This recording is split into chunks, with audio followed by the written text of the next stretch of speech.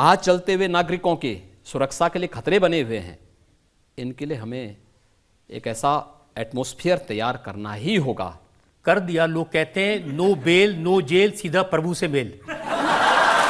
तो देखिए, आप सभी को पता ही होगा कि power star Pawan Singh BJP के एक बहुत ही बड़े नेता है। अगर बीजेपी में होने के बाद से ही उनको लॉरेंस बिश्नोई के तरफ से धमकी मिला है, तो इस पे बीजेपी के बड़े बड़े नेताओं का तो प्रतिक्रिया आना तय था। तो जी हाँ, पावर स्टार पवन सिंह और लॉरेंस बिश्नोई के विवाद में योगी आदित्यनाथ, जो उत्तर प्रदेश के बहुत ही पावरफुल मुख्यमंत्री हैं और सबसे ज्यादा चर्चित नेताओं में से एक है, उनका कहना है कि हम माफियाओं को सफाया करने के लिए ही जाने जाते हैं और लॉरेंस बिश्नोई जिस दिन हमारे हत्थे चढ़ेगा उसका सफाया होना भी तय है। तो जी हाँ, पावर स्टार पवन सिंह को 2 तरीके का थ्रोट मिला है, जिसमें लॉरेंस बिश्नोई के गैंग का ही एक आदमी आकर बताया है कि हमने पावर स्टार पवन सिंह को धमकी नहीं दिया है। पवन सिंह केवल अपनी सिक्योरिटी बढ़वाने के लिए वो झूठा इल्जाम लगाया है और झूठा ये अफवाह फैलाया जा रहा है सोशल मीडिया पे उसके द्वारा, और हम लोगों को बदनाम करने की कोशिश कर रहा है। लेकिन हम अभी भी ये बात बोल रहे हैं कि जो लोग सलमान खान के साथ काम कर रहे हैं,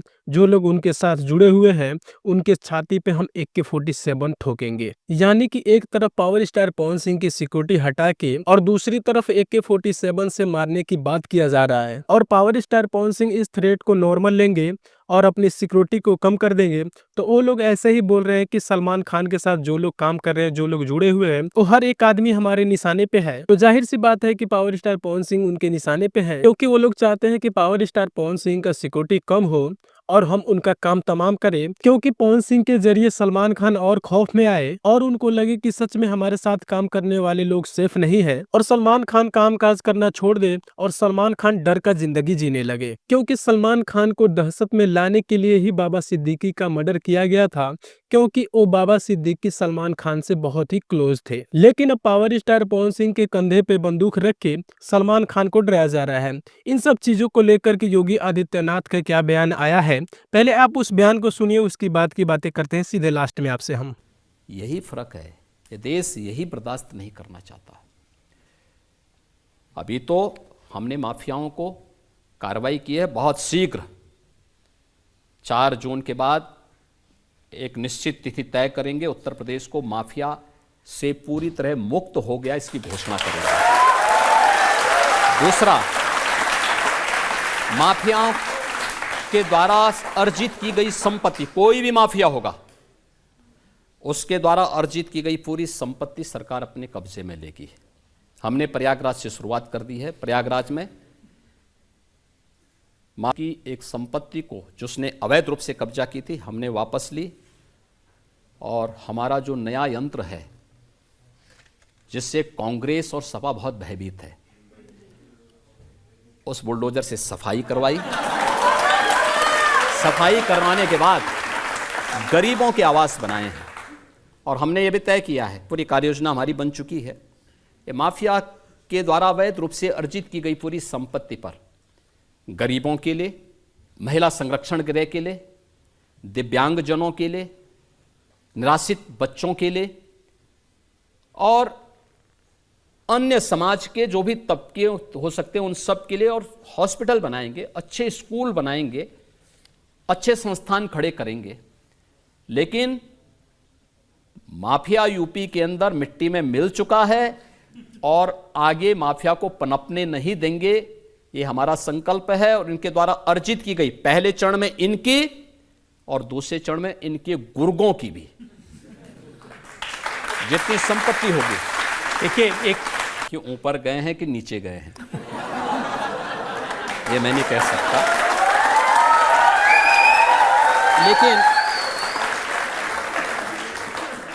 लेकिन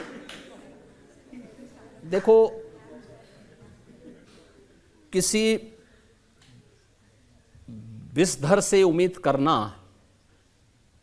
कि वह शांति का उपदेश देगा तो ये बेवकूफ़ी होगी।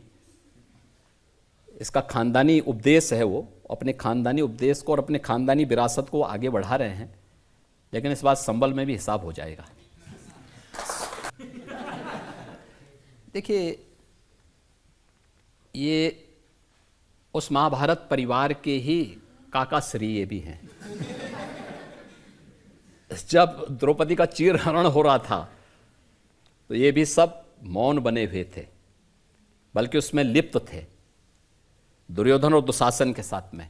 तो जैसी करनी वैसी भरनी, जैसा किया है वैसा उन्होंने आज उसका परिणाम भी उनको भुगतना पड़ रहा है। ये जितने अन्य माफिया हों, इन्होंने उत्तर प्रदेश के विकास को बाधित किया है। और आज उत्तर प्रदेश के अंदर कानून का राज है। इस कानून के राज में सामान्य नागरिक, वह नौजवान हो, महिलाएं हो, किसान हो, व्यापारी हो, उद्यमी हो, इन सब को एक भयमुक्त वातावरण मिला है। ये भयमुक्त वातावरण उत्तर प्रदेश में निवेश भी किया है। उत्तर प्रदेश जैसे राज्य में 40 लाख करोड़ रुपए से अधिक के निवेश के प्रस्ताव आए।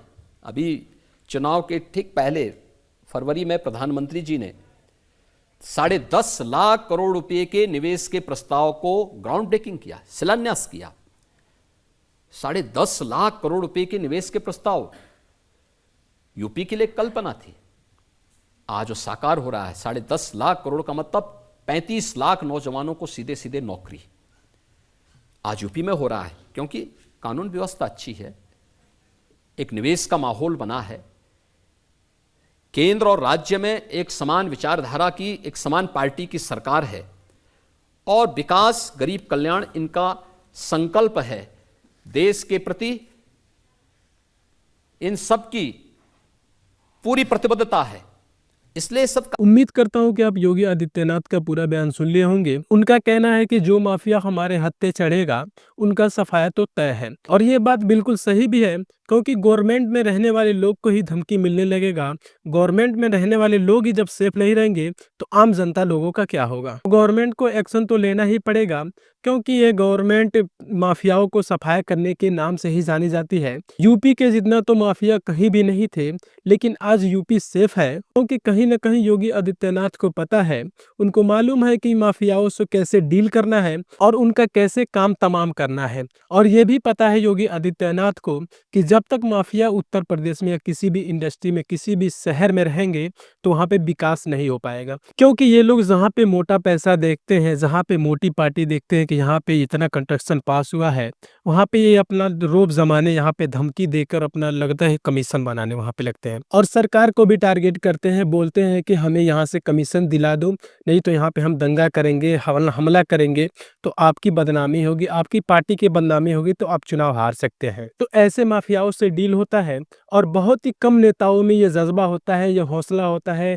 ये हिम्मत होता है कि किसी माफिया को टारगेट करके उसका सफाया कर देते हैं। इन सब चीजों को लेकर के आप अपना राय कमेंट सेक्शन में जरूर बताइएगा कि क्या योगी आदित्यनाथ लॉरेंस बिश्नोई और पावर स्टार पवन सिंह के बीच चल रहे विवादों को खत्म कर पाएंगे या नहीं कर पाएंगे। तब तक के लिए मिलते हैं किसी नए और बड़े धमाकेदार इन्फॉर्मेशन के साथ। अगर आप हमारे चैनल पर नए हैं तो हमारे चैनल को सब्सक्राइब करके बेल आइकन प्रेस जरूर कर लीजिएगा,